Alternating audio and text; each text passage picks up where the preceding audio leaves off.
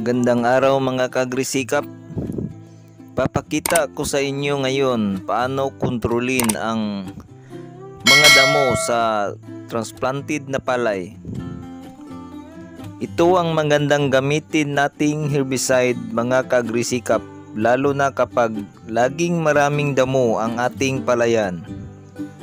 Isprehan natin ng machete pagkatapos mataniman para hindi na tumubo ang mga damo, kasi mga buto ng damo ang mapuksa ng herbicide na ito. Ang dosage ay 90 ml per 16 liters of sprayer. Ang mga tumubo na damo ay hindi na mapuksa nito, kaya pagkatapos mataniman, isprehan natin agad para hindi na mabuhay ang mga damo, kasi buto pa lang pinuksa na. Nasubukan ko na itong machete matagal na, noong binata pa ako, kasi noon transplanted method ang ginamit ko, kasi mura pa noon ang transplanted o transplant na tao ang nagtatanim, kasi ngayon lang ito dumating ang high technology na pagtatanim ng palay, ang transplanter machine dito sa aming lugar. Pakisuportahan naman po itong mahirap pero nagsusumikap na magsasaka sa pamamagitan ng pag-like, comment, subscribe, and hit the notification bell para updated kayo sa aking mga videos. Ginamit ko dati na herbicide ang machete lang, wala nang iba, at 1 week after pagpapatanim ay patubigan ko na.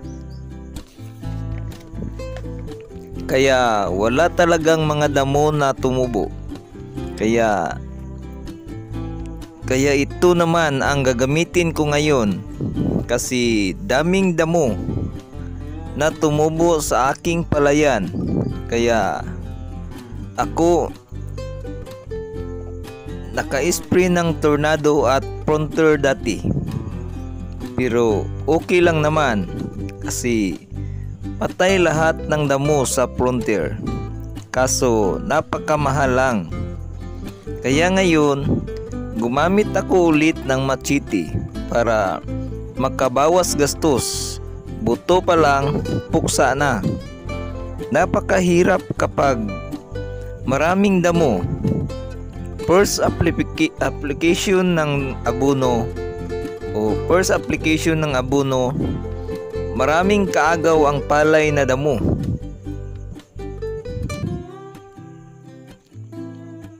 Ibahin ko naman ang diskarte sa pag-aalaga ng palay ko ngayong wheat season, kung saan ako mapalis gastos pero mas malaki pa rin ang ani. Subukan nyo rin ito mga kagrisikap, lalo na kapag laging maraming damo tumubo sa inyong palayan. Ito ang gamitin ninyo. Tiyak na wala nang damo tumubo sa palayan ninyo.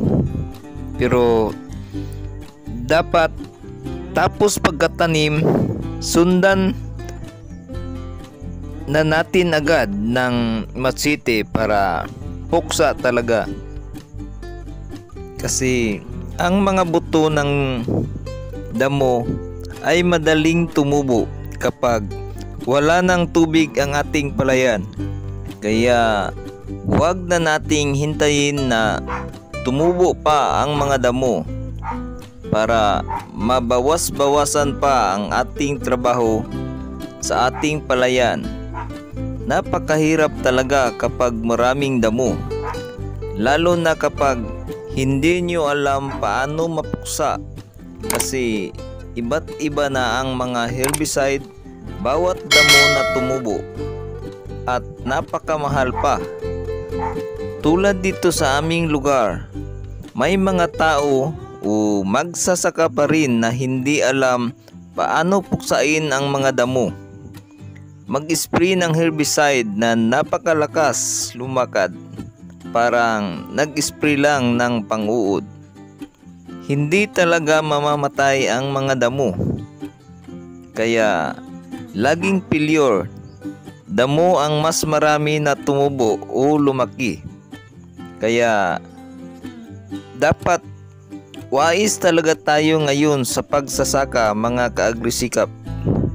Sa hirap ng panahon, napakamahal na ng mga inputs sa palay.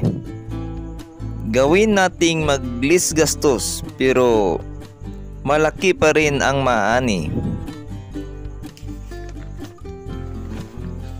Ito ang magandang pag-spray ng machete, mga kaagrisikap. May tubig na kunti. Okay naman kung walang tubig kasi kadalasan magpatanim na walang tubig ang palayan. Ang importante, wala nang pumasok na tubig sa ating palayan para hindi masayang ang ating medisina. Sasabay lang sa agos ng tubig. Binaba ko ang nozzle ng aking pag-spray kasi malakas ang hangin para hindi mapadpad sa hangin ang buga ng aking nozzle. Tanghali na kasi kaya malakas ang hangin. Dapat may sprayhan agad para hindi na makatubo ang mga buto ng damo. Malalanta kasi ang mga buto ng damo kapag maisprehan nitong machete. Kaya subukan nyo rin, mga kaagrisikap, kapag transplanted method ang inyong ginamit o transplant. Kasi hindi ako gumamit nitong machete noong sabog tanim ang aking ginawa. Kasi malanta rin ang binhi kapag isprehan natin ito. Kaya i-recommend ko sa inyo ang machete sa transplant lang. Subok ko na ito dati pa.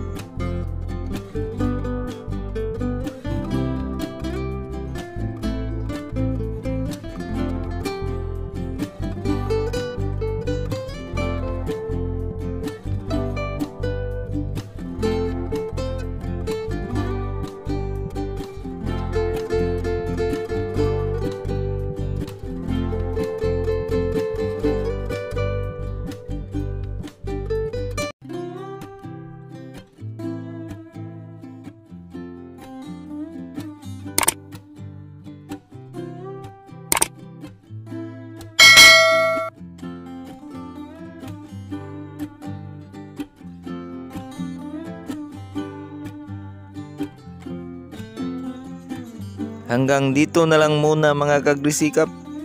Hanggang sa muli. Bye-bye. Salamat, mga kaagrisikap, sa panonood at pagsubaybay.